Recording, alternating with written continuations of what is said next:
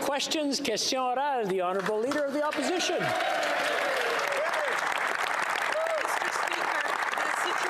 Ukraine is heartbreaking and growing more troubling by the hour. We also know it is constantly evolving, and although Conservatives support the government's actions to date, we do believe there are things that could have been done faster. Many of the government's actions were too little, too late. One thing we are asking the Canadian government to do right away is to expel Russia's ambassador to Canada and recall our ambassador from Russia. Will the government commit to doing that immediately? The Honourable Deputy Prime Minister. Mr. Speaker, Canada and Canadians are united in our support for the brave people of Ukraine and their extraordinary president, Volodymyr Zelensky. This is a fight between freedom and tyranny. Ukrainians are fighting for themselves and for all of us. As I rise today for the first time in this House, I'd like to say to the people of Ukraine, from everyone in this House, how deeply we respect and admire them. Slava Ukraini. The Honourable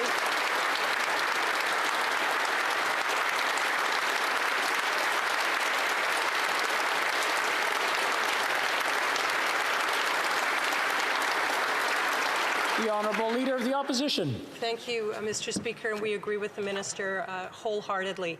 We think that there are more things that we can do to help the Ukrainian people. Ukrainians are fleeing their country and they're looking for a safe place, but we know they don't want to be permanent refugees. They want to be able to live in a safe, peaceful, and sovereign Ukraine. Canadians and Canada can be a safe haven for them. We have the opportunity right now to host Ukrainians that are being displaced by the Putin invasion. One of the things that we could do is allow visa-free travel for Ukrainians coming to Canada. Will the government commit today to remove the requirements for visas for Ukrainians coming to Canada? The Honourable Deputy Prime Minister. Mr. Speaker, in her previous question, the Leader of the Opposition asked about the Russian ambassador, and I would like to address that. Now is a time when everyone in the world must pick a side. A few brave Russian officials have spoken out against Putin's barbaric war. We encourage all Russians to oppose this war. Silence is complicity, and following orders is not an excuse. And so when it comes to Canada's response, everything is on the table. The Honourable Leader of the Opposition. Thank you. We look forward to a decision from the government on that very quickly. Speaker, many are saying what we've been saying for a long time, and that is that Canada and the world needs to end its dependency on Russian oil and gas. Canada imports almost $1 million worth of Russian oil every day. The Prime Minister has spent the last 6 years waging a war on Canadian oil and gas. That needs to end. It's bad for Canada. It's bad for the world. It only helps Russia. When will the Prime Minister stop our dependency on Russian oil and instead work to get Canadian oil and gas to the world? The Honourable Deputy Prime Minister. Mr. Speaker, today Canada, together with our allies, took unprecedented action against a world-leading economy. We have hamstrung Russia's central bank, thus depriving Putin of access to his war chest. We have shown that sanctions do work and Fortress Russia is exposed. We agree that oil and gas do fund Putin's war machine, and we're working on that too. The Honourable Member for Mégantic-L'Érable. Mr. Speaker, Putin has gone too far and we have to take action. Since the Second World War, this is the toughest attack we've seen. They've attacked Ukrainian civilians. We think that the government can and must do more. Putin's regime cannot continue to maintain relations with Canada. Can we declare the Russian's ambassador to Canada a persona non grata and recall our ambassador from Moscow immediately? The Honourable Deputy Prime Minister. Mr. Speaker, I would like to say in French, that we are in support of the Ukrainian people. Canada and Canadians are united in their support to the Ukrainian people and their extraordinary president. Ukrainians are fighting for themselves and for us all. I would like to benefit from this opportunity to tell them that all of Canada respects them and admires them. The Honourable Member for Mégantic-L'Érable. Mr. Speaker, I've been told that Ukrainians who are displaced are having a hard time finding safety, and they are providing free taxi services at the border and free shelter. Romania is establishing camps to help Ukrainians, and many people are seeking to flee the country. And now we expect the Canadian government to announce something today. What is the Canada going to do today to help Ukrainians who are displaced? The Honourable Deputy Prime Minister. Mr. Speaker, I as well have family in Ukraine, and our Canadian family has spoken with our family in Ukraine on Saturday morning.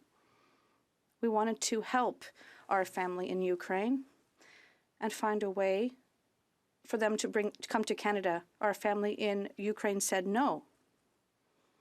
We're staying here in Ukraine because we believe that we have to fight for our freedom. Yes, we do have to help Ukrainians who want to come to Canada, but at the same time, we are helping Ukrainians who remain in their country. The Honourable Member for La Prairie. On behalf of the Bloc, I would once again condemn Russia for its inhumane and unfounded attack on Ukraine. I would also like to express our solidarity, as I believe, as does the entire Quebec nation, in Ukrainian people and their courageous resistance. Today, history expects us all to do everything we can to protect these people, to protect their country and families. I offer the Deputy Prime Minister the full support of the Bloc in maximizing aid to Ukraine and sanctions against its aggressors. Can she elaborate on what she expects from the opposition? The Honourable Deputy Prime Minister. Thank you very much, Mr. Speaker. And I think there is great sympathy between the Ukrainian people and the Quebec people. I think we understand each other. So I'd like to thank my colleague for his statement. Today, with our allies, we imposed sanctions that are unprecedented on the Russian economy. The Russian fortress will be unmasked. The Honourable Member for La Prairie. Mr. Speaker, we are facing a war and a humanitarian crisis. More than 500,000 people have fled the Ukraine, and the EU fears that this number will rise to 7 million. The government can do more for these families. It can help lift visas to speed up the arrival of Ukrainians who want to take temporary refuge.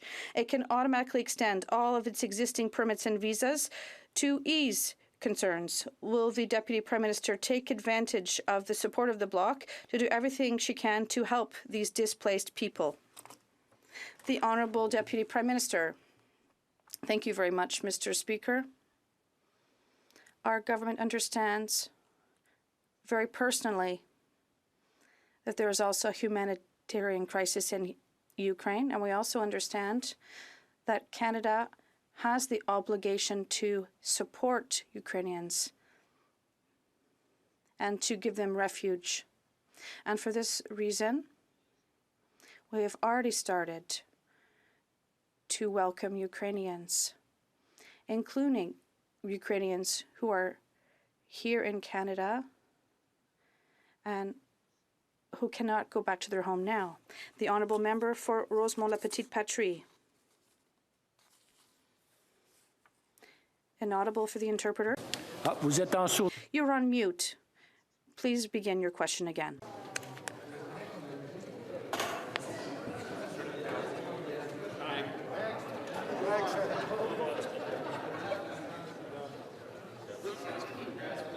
Est-ce que vous m'entendez maintenant? Can you hear me now?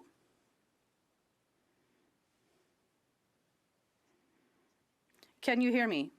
Yes. Go ahead. Thank you, Mr. Speaker. More than 500,000 refugees have left Ukraine in the wake of Putin's brutal invasion. They traveled by crowded trains, by car, and sometimes on foot, mostly women and children. And these people are seeking refuge while Putin bombs their homes. The Liberals have already failed refugees before, and recently the Ukrainian people need our help. Will the Prime Minister cut red tape, suspend visas, and welcome home Ukrainians driven from their country by Vladimir Putin's attack? The Honourable Deputy Prime Minister, thank you very much for this question, Mr. Speaker. And I'm very happy that today we unanimously agree in this House that all parties, the Conservatives, the Bloc, the NDP, and obviously our government, support Ukraine and the brave Ukrainian people. It was important, and I'm proud of that. With respect to refugees from the Ukraine, we are here for them. We've already done a lot, and we will do more. They need our support, and they will have it. Honourable member for Vancouver East. Canadians are watching in horror as hundreds of thousands of Ukrainians seek refuge from the unprovoked Russian invasion. The Liberals cannot recreate the disaster in Afghanistan, where those who risk everything to help our country were left behind. The European Union, and most recently Ireland, has already waived the requirements for visas for Ukrainians. And the NDP has been calling on the Liberals to do the same, but this morning, immigration officials said it's not even on the table. Time is of the essence. Will the government immediately waive visa requirements for Ukrainians? Honourable Deputy Prime Minister. Mr. Speaker, I agree with the member opposite that the world is watching in horror at what is happening in Ukraine. But you know what, Mr. Speaker? I am also watching in pride at the incredibly brave resistance of the people of Ukraine. And it is important for us to say that we continue to support them in their fight. When it comes to refugees, of course, Canada is there for Ukrainians. We have been, we will be, and we'll have more to say soon. The honourable member for Wellington, Halton Hills. Mr. Speaker, Canada, like Ukraine, shares a border with Russia, our Arctic. We no longer can afford to take our sovereignty and security for granted. Russia considers the Arctic to be its most important theater, its most important region, and has spent considerable resources over the last decade building up capabilities there. Will the government now act urgently to protect Canadian sovereignty and security by purchasing the F-35 jets, by fixing our naval shipbuilding program, and by immediately modernizing NORAD's early warning system? The Honourable Minister of Defence. Mr. Speaker, I'd like to thank my honourable colleague for raising the issue of Arctic sovereignty, which our government takes extremely seriously. We are making landmark investments in this area, conducting joint exercises in the Arctic, purchasing 6 Arctic offshore patrol ships, enhancing surveillance. We will remain firm and unwavering in the protection of our Arctic, Mr. Speaker, including in modernizing NORAD. Thank you, Mr. Speaker. The honourable member for Wellington, Halton Hills. Well, Mr. Speaker, the government isn't participating in joint military exercises between the United States and Scandinavian countries that have been taking place over the last year in the Arctic. Mr. Speaker, Russia supplies 40% of Europe's natural gas and uses this to threaten European democracies by threatening to cut off gas. Canada is the 5th largest natural gas producer in the world. Will the government now commit to fixing our broken pipeline approval process so that we can get new pipelines built to Atlantic tidewater, so that we can come to the assistance of European democracies by replacing Russian gas with Canadian natural gas? The Honourable Minister of Natural Resources. Thank you very much, Mr. Speaker. The current situation in the Ukraine certainly underscores the importance of energy security for Canada and for its allies. We are working very closely with our colleagues in the United States and in Europe to address short-term energy volatility, but also to explore long-term energy options. Honourable member for South Surrey, White Rock.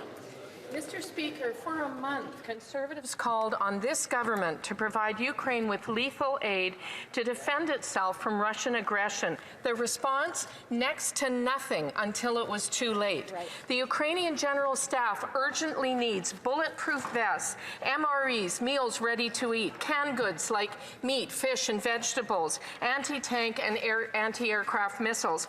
Thoughts and prayers are not enough. Yes. When will Canada deliver? The Honourable Minister of Defence. Speaker, in this age of information and disinformation, I think it is important for us to be aware of the facts. Canada delivered successfully $7 million worth of lethal aid to Ukraine prior to the onset of the invasion of Ukraine by Russia. And I want this House of Commons to know that not only did we deliver that $7 million of aid, we also delivered $3 million of non-lethal aid, $700 million of economic support, Mr. Speaker. We stand united with Ukraine. The Honourable Member for South Surrey, White Rock. Mr. Speaker, this government is challenged on so many levels to act in a timely manner. National security and foreign affairs is where it fails its duty the most. The government sat on its hands and watched 175,000 Russian troops move to Ukraine's borders and then launch an all-out invasion.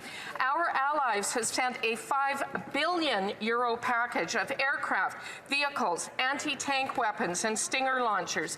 Small arms, sniper rifles, and well wishes don't cut it.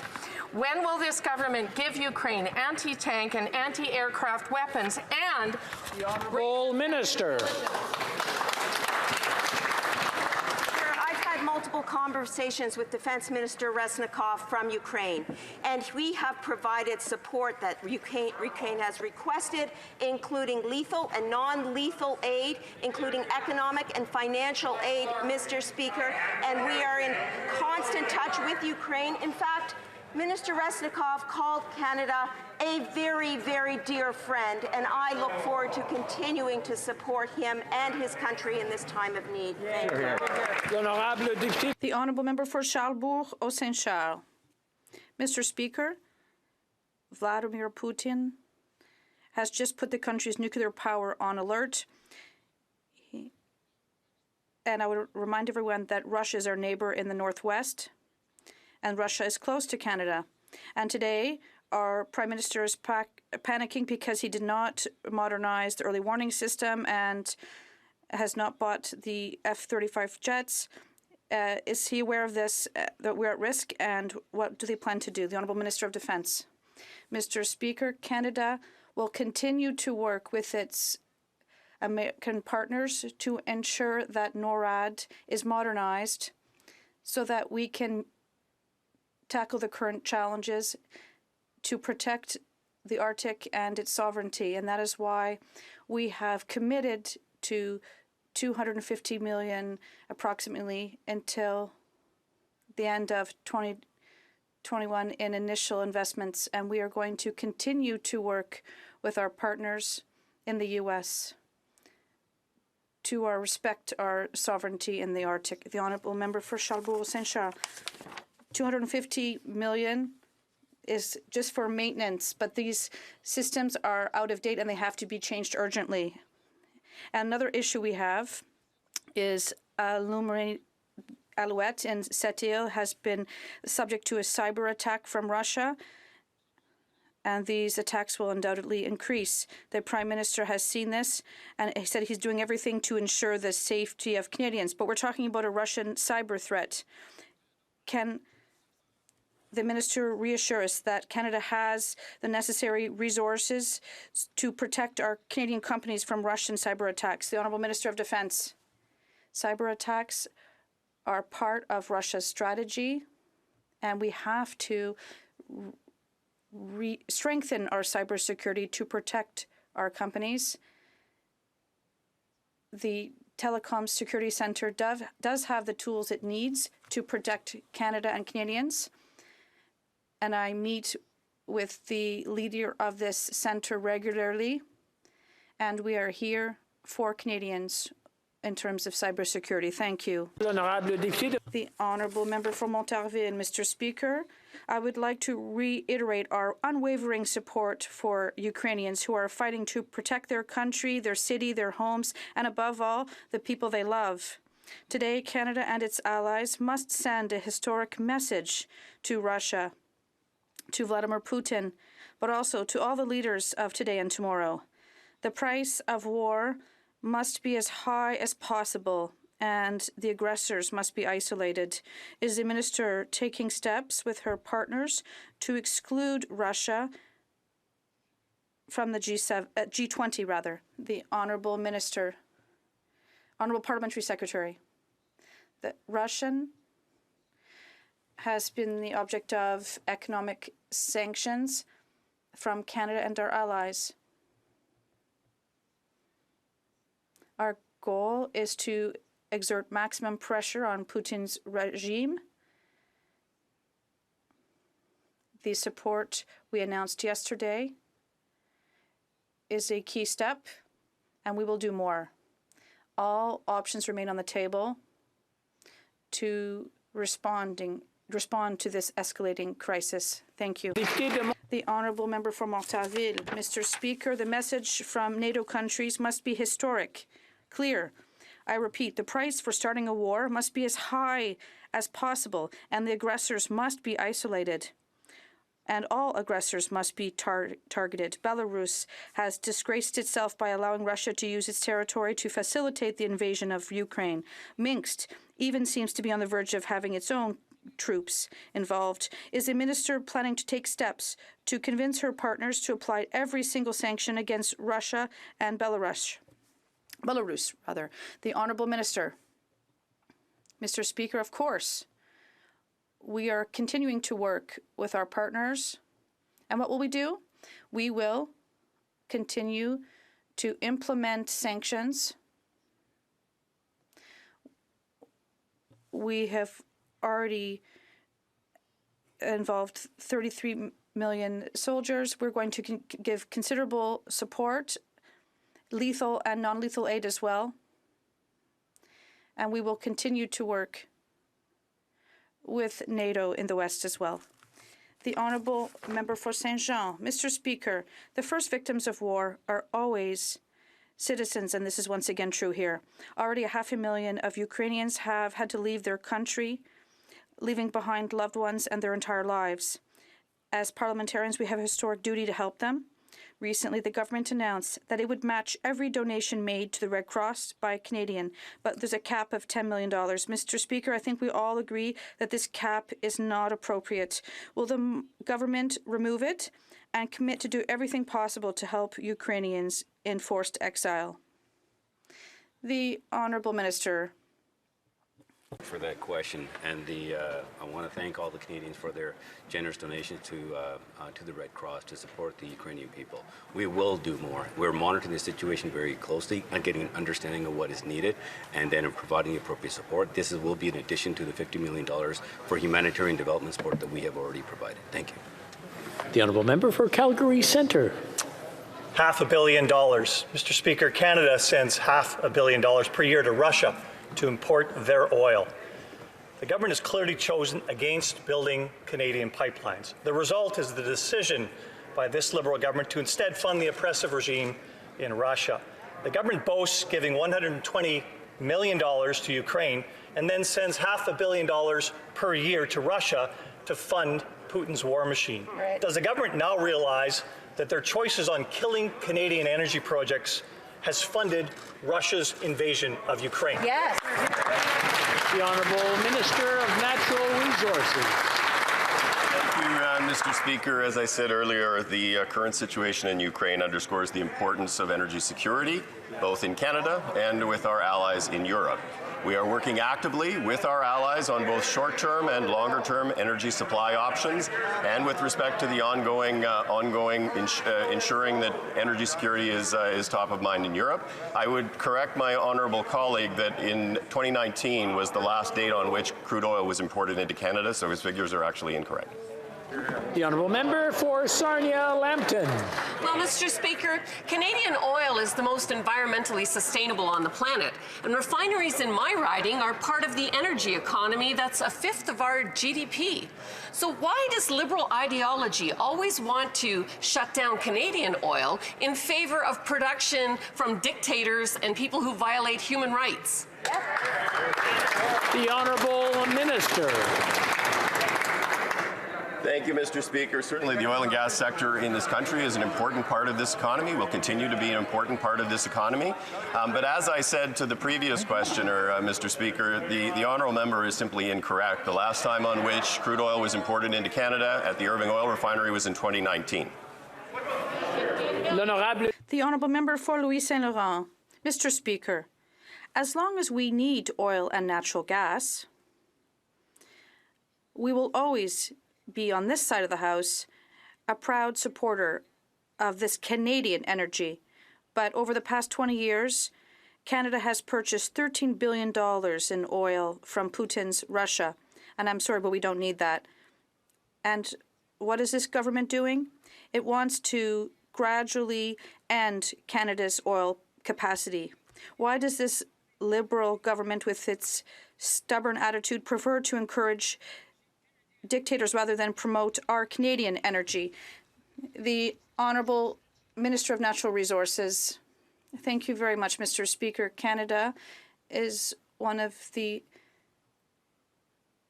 well, under our government, oil imports continue to diminish to their lowest level in 10 years. And of course, Mr. Speaker, it is a key issue, and we are working with our partners in Europe and in the U.S. to ensure energy security. For Victoria. Mr. Speaker, today's IPCC report is a dire warning about the consequences of empty Liberal promises. The brief window to ensure a livable future is rapidly closing.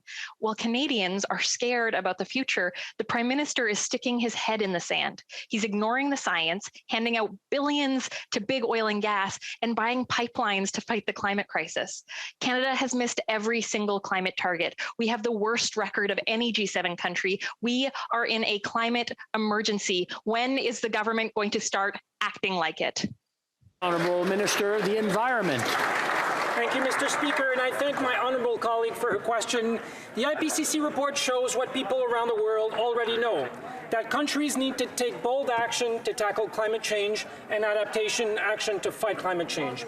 We must continue to cut our emissions and build resiliency through our society. Canadians cannot afford another term of conservative inaction on this file, Mr. Speaker. Since we took office in 2015, our government has committed more than $100 billion to climate action, and we're now developing Canada's first ever national adaptation strategy. Thank you, Mr. Speaker. The honourable member for Timmins, James Bay. Well, the planet can't afford this environment, Minister. I encourage him to actually read the IPCC report, which has been described as, quote, an atlas of human suffering and a damning indictment of failed climate leadership. Well, there you go, Exhibit 1. This government held 6,800 backroom meetings with big oil. They've left taxpayers on the hook for $21 billion pipeline. They've given heavy subsidies to oil, who are now talking about massive increases in production. To the Environment Minister, the planet is on fire. Why is he letting the big oil lobby lead him around by the nose when he should be standing up for Canadians and standing up for the planet? The Honourable Minister of the Environment. Thank you, Mr. Speaker. I thank my honourable colleague for his question. I would remind him that through carbon pricing, we went all the way to Supreme Court, against 4 provinces, Mr. Speaker, including his province and my own, to ensure that we can use one of the best tools to fight climate change, which is carbon pricing, Mr. Speaker. We're still, unfortunately, fighting in the courts against some provinces to continue being able to fight for Canadians, for the health of our children and grandchildren when it comes to climate change. Thank you, Mr. Speaker. The honourable member for Ottawa South. Mr. Speaker, my question is for the Minister responsible for the Federal Economic Development Agency for Southern Ontario. Many business owners, Mr. Speaker, from my riding of Ottawa South had to close their downtown establishments in the face of the illegal blockades. The occupation carried on for more than 20 days, and the cost to local businesses is simply staggering. Could the minister please update this House on what measures the government's taking to help these very hard-hit small businesses? Good question. The Honourable Minister. On February 19th, 2022, I announced that the Government of Canada would make an investment of up to $20 million to provide non-repayable contributions to Ottawa businesses which have suffered financial loss due to the illegal blockades. This announcement reinforces our government's commitment to helping communities, families and businesses build a strong and resilient economic recovery. We continue to work to ensure businesses affected get the supports they need. Thank you, Mr. Speaker. The Honourable Member for Lakeland. Mr. Speaker, the Coutts, Emerson and Windsor borders were cleared before the Prime Minister invoked the Emergencies Act. It wasn't required for demonstrators to leave Ottawa either. Security and financial experts say there were no real threats to Canada and no suspicious financial activity. A lawyer who actually helped draft the act said it was unnecessary, that the burden of proof was not convincingly met, and that there was, quote, no evidence of a threat to the security of Canada. So what changed between the Prime Minister supporting it on Monday night and revoking it on Wednesday? Honourable Minister of Public Safety. Mr. Speaker, the Emergencies Act was essential to law enforcement's success in ending blockades and protests across the country. We always said that we would not keep the Act in force for any longer than was necessary, and we made good on that commitment. And as we've said since the beginning, we're acting on the advice of law enforcement and giving them the tools they need. Mr. Speaker, we will continue to provide all of the enforcement tools that are required to maintain public safety, and I again want to thank all of the members of the RCMP and law enforcement for the exceptional job that they did. Thank you very much, Mr. Speaker. The Honourable Member for Lakeland. But, Mr. Speaker, the Prime Minister implied protesters were terrorists. On Friday, the Deputy Director of FinTrack was asked if terrorists were using crowdfunding platforms to launder money. He said, quote, we haven't seen them, it's not a high risk. But Canadians' accounts were frozen and sweeping powers were put in place. Last week, Conservatives asked if the Liberals got a legal opinion. The Justice Minister just said that he felt standards were met, which is, of course, not an actual legal assessment. So I'll ask again, will the Liberals release the legal opinion to Canadians, and what changed in 36 hours? The Honourable Minister of... Mr. Speaker, the Emergencies Act was brought in the mid-'80s in direct response to the Charter of Rights and Freedoms in this country. It provides for rigorous parliamentary oversight, both in this place and in the other place. It also provides for a review.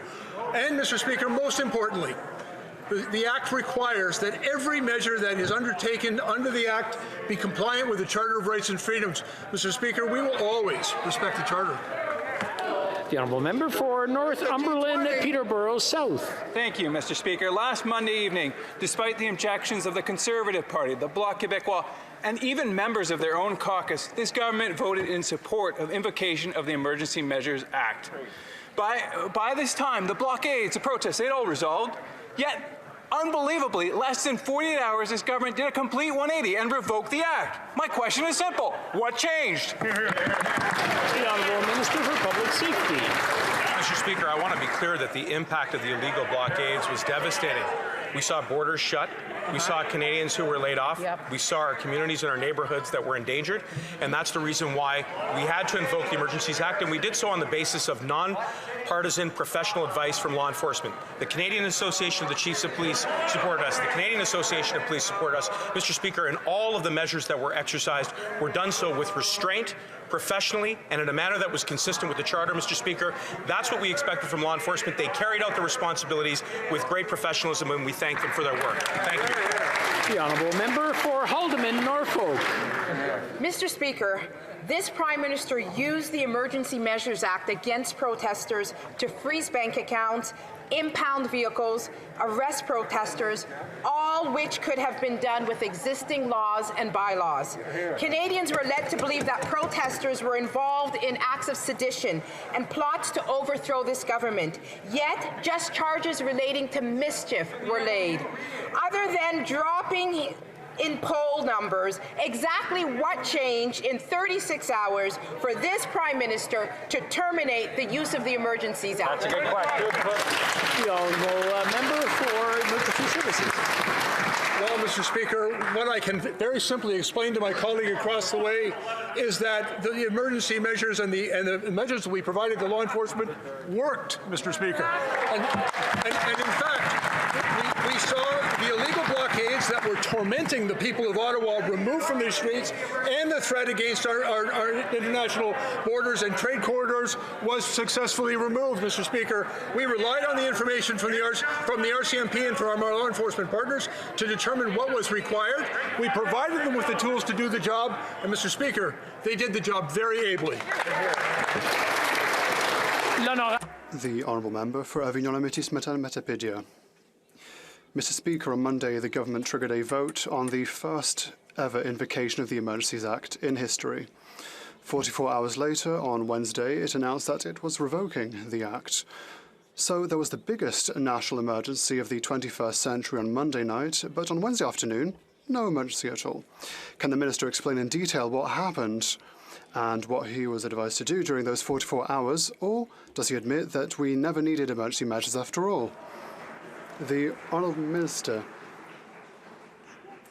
Mr. Speaker, the Emergency Measures Act was essential to allow policing bodies to end the blockade and protest throughout the country. We've always said that we shall maintain the Act as long as necessary and then remove it when it was no longer necessary. The Commissioner for the RCMP stated that the EMA had a strong deterrent effect on the protests by encouraging disengagement and by conferring greater legitimacy to the RCMP and to its counterparts, the Honourable Member for Avignon Metapedia. Mr. Speaker, I think that the Minister was read from the wrong sheet, because there are many questions like this that the government refuses to answer, and yet the public has a right to know. That is why the Bloc Québécois welcomes the Prime Minister's commitment to expand the inquiry into the use of emergency measures to include the role of the police, the financing of the convoy and misinformation, but this should not be done behind closed doors under government control. So will the government commit to a public and independent inquiry? The Honourable Minister for Canadian Heritage. Mr. Speaker, I'm trying to understand the Bloc Québécois. For a while, they were saying, oh, God, the government isn't doing enough. The government isn't doing enough. But now we're doing too much. We're doing too much. We're doing too much. What is the just middle for the Bloc Québécois? Our measures were targeted, they were temporary, and they were under a framework, and they did the job. Member for Dufferin-Caledon.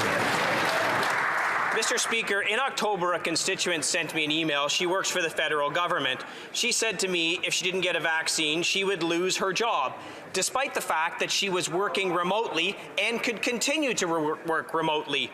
I received another message from a constituent that works for CP Rail. Same situation. Get a vaccine or lose your job. She worked remotely in IT. Wow. These mandates are hurting Canadian families at a time when everything is more expensive. Ontario is lifting vaccine mandates March 1st. When will they lift the mandates or give us a plan to do it? Yes. The Honourable Minister. Mr. Speaker, vaccines are the best way to bring this pandemic to an end. And we asked employees of the Federal Public Service to attest to their vaccination status, and they stepped up. 99% of public servants stepped up. Now, the policy will be reviewed every 6 months, and we will make sure that it is determined when it's still required. And we know that having a fully vaccinated workforce means that not only are work sites safer, so are the communities where this large population lives and works. Thank you, Mr. Speaker. Honourable Member for Yellowhead. Mr. Speaker, in my province of Alberta, some provincial restrictions have been lifted. Other restrictions, according to our Premier, will be lifted very soon. With hospitalization rates decreasing, many constituents in my riding are asking why the Liberal government has no plan to remove all federal mandates. Mr. Speaker, Canadians want to get their lives back. When will this Liberal government listen to science and provinces to remove all federal mandates? The Honourable Minister of Health. Thank you, Mr. Speaker. I'm very glad to hear my colleagues speak about science, because science has been very clear over the last year and a half, Mr. Speaker. What works is vaccination. Vaccination is not punishment. Vaccination is protection. Almost 90% of adult Canadians have been vaccinated twice. We are very grateful to the scientists of this country and other places that have provided us with vaccines that work and are effective. The honourable member for Moose Jaw Lake Centre, Lanigan. Mr. Speaker, in my home province of Saskatchewan, Premier Moe has announced the dropping of public health measures. He was regularly consulting with his chief public health officer while holding press conferences to keep citizens informed. Many other provinces have announced their own plans to drop provincial mandates while regularly consulting their chief public health officers. This government has for the last 2 years been saying that they are listening to science, but the chief federal health officer has been inconsistent at best. When will the government drop the mandates? The Honourable Minister of Health. Thank you, Mr. Speaker. I'm very pleased to speak about Saskatchewan. I want to congratulate my colleague, the Health Minister, Minister Merriman, for all his hard work and collaboration over the last few months. We worked really well together on rapid testing, on PPE, on the Paxlovid treatment against COVID-19, on vaccination. I want to congratulate all people in Saskatchewan for having been vaccinated in so large numbers. The Honourable Member for Etobicoke Centre. Mr. Speaker, over the last few days, what we've seen in Ukraine is a brutal military assault by Vladimir Putin's regime in Russia on Ukraine, on democracy, and on the international rules-based order that protects countries and civilians around the world. There are countless men, women, and children who, as we speak, are being killed, who are displaced, and who desperately need humanitarian assistance. Could the Minister of International Development please share with this House and with Canadians what Canada is doing to provide humanitarian assistance to the people of Ukraine? The Honourable Minister of International Development.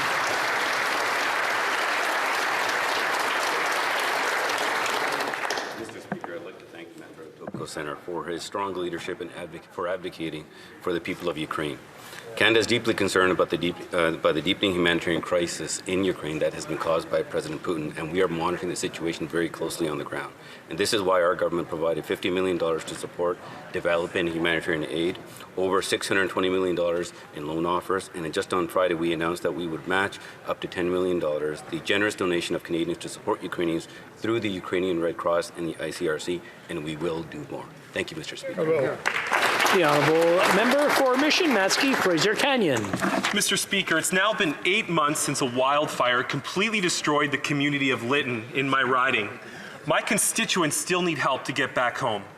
Nearly 2 years ago, this government provided blank checks without applications to select cities for housing projects under the Rapid Housing Initiative, Major City Stream.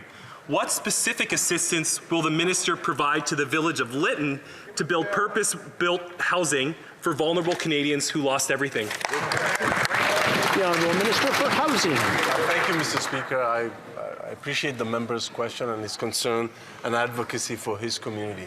The Rapid Housing Initiative has far exceeded its initial targets. We've delivered over 10,250 new permanent affordable housing units for Canada's most vulnerable individuals, including those experiencing homelessness and those who are at risk of experiencing homelessness. The member opposite knows from his time as my critic that we have a number of programs in the National Housing Strategy for different kinds of housing needs across the housing spectrum, and I'm willing to work with him to address the needs of his community, Mr. Speaker. The Honourable Member for Brantford-Brant. Mr. Speaker, my riding of Brantford-Brant includes 2 First Nation reserves, one of which is the largest in the country. And it breaks my heart when I review reports like the ones released by the Chiefs of Ontario and the Ontario Drug Policy Research Network. It stated that opiate deaths doubled among First Nations people in Ontario during the pandemic. The opiate crisis was recognized by every party during this past election. How many more lives need to be lost before this government starts taking the opiate crisis seriously? The Honourable Minister for Indigenous Services. Mr. Speaker, I share the member's deep concern for the mental health of all Indigenous people who are struggling with so many crises that have led to increases of all kinds of substance use problems and disorders. We have been working closely with First Nations communities on programs and supports that are Indigenous-led that will lead to better outcomes, mental health outcomes, better health for Indigenous people across this country. Mr. Speaker, I agree with the member opposite that we must do more, but it must be Indigenous-led, and that's the commitment of this government, Mr. Speaker, to work with Indigenous partners to ensure they have what they need. The Honourable Member for Coast of Bay Central Notre Dame. Mr. Speaker, the Equinor Bay to Nord project presents an opportunity for Newfoundland and Labrador to accelerate economic growth coming out of this pandemic. Every barrel of low-carbon, ethically produced oil from our offshore displaces a barrel of high-carbon, foreign blood oil coming from Russia and the Middle East. On December 6, 2021, the Environmental Assessment Agency approved Equinor to proceed with Bay to Nord. Will the Environment Minister respect the process and approve this project? Yes or no? The Honourable Minister of Natural Resources. Thank you, Mr. Speaker. The approval of this particular project is currently with the Minister of Environment and Climate Change, and therefore I'm not going to comment on the process. But I will say that our commitment has been unwavering in its commitment to support it. I'm going to interrupt the Honourable Minister. What a joke.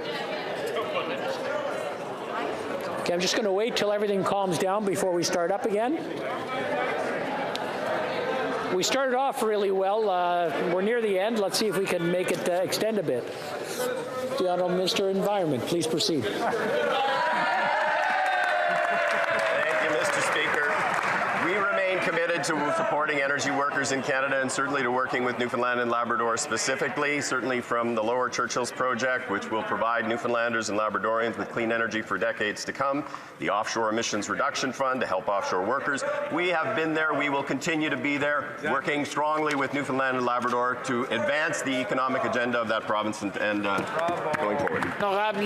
The Honourable Member for Chateauguay-Lacal. Thank you, Mr. Speaker. Across Canada, our public transportation systems have been devastated by the pandemic. Effective public transportation systems are essential for communities to thrive economically. Could the Minister of Tourism and Associate Minister for Finance explain how our government is supporting the rebuilding of public transit? The Honourable Minister. Thank you, Mr. Speaker. I would like to express my full solidarity with the people of Ukraine. The Honourable Member for Chateauguay-Lacal is right. That is the reason for which our government will provide municipalities with an additional $750 million in transit funding. This funding will help fill some of the operational gaps caused by the pandemic. There are two very important conditions for this funding: that our provincial and territorial partners match the amount that we are providing, and that provincial and territorial governments match the federal contribution. That's good news, Mr. Speaker. Member for Elmwood Transcona. Mr. Speaker, Canadians are just getting slammed by the rising costs of housing, gas, and groceries, among other things. A new poll reveals that over half of Canadians don't feel they can keep up with the rising cost of living. While most people are falling further behind, the ultra-rich are getting richer using tax havens and loopholes. Where's the help for everybody else? Canadians would benefit from a cap on cell phone and internet bills, national pharmacare, and policies to cool the housing market. When can Canadians expect that help from this government? The Honourable Deputy Prime Minister. Mr. Speaker, we absolutely understand the challenges that Canadian families face with affordability, and that is why our government has acted and continues to act. We created the Canada Child Benefit, which is indexed to inflation, and today a single mother with 2 children will receive up to $13,600 from the CCB. We lowered taxes for the middle class twice, and raise them on the wealthiest 1%. We provided seniors with a one-time payment of $500 last summer, and we're increasing the OAS by 10%, Mr. Speaker. And of course, early learning and childcare, which will be transformative for young families. The honourable member for Spadina, Fort York. Mr. Speaker, last week I met with Ilya and Ludmila in my constituency office. They will soon be Canadian citizens and are excited to begin the next chapter of their lives. However, Ludmila also told me that she's worried about her mom and her family who are living in bomb shelters. And in Ukraine, others are in long lines of refugees at the Polish border. Mr. Speaker, over 115,000 refugees are heading for safety in Poland. Thousands are also going to Romania and any EU country offering sanctuary. However, resources are being stretched to the brink. Can the Minister of Global Affairs inform the House if Canada will provide assistance to countries opening their borders to the Ukrainian exodus? The Honourable Minister of Immigration. Mr. Speaker, I thank the honourable member for his question. And Putin's war in Ukraine is an attack not just on the territorial integrity and sovereignty of Ukraine, but on the idea of democracy in Europe itself. We started preparing more than a month ago to welcome newcomers from Ukraine to Canada. On January 19th, we started a process internal to our department to process applications on a priority basis and have now processed more than 3,800 already. We've also created new pathways for people who are already in Ukraine to make it easier for them to stay and to work while they are here so they can support themselves.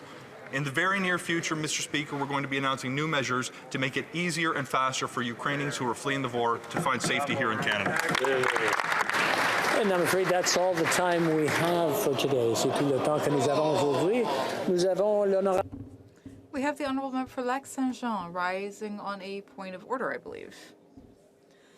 Thank you, Mr. Speaker. There have been consultations among the parties, and I think you'll find unanimous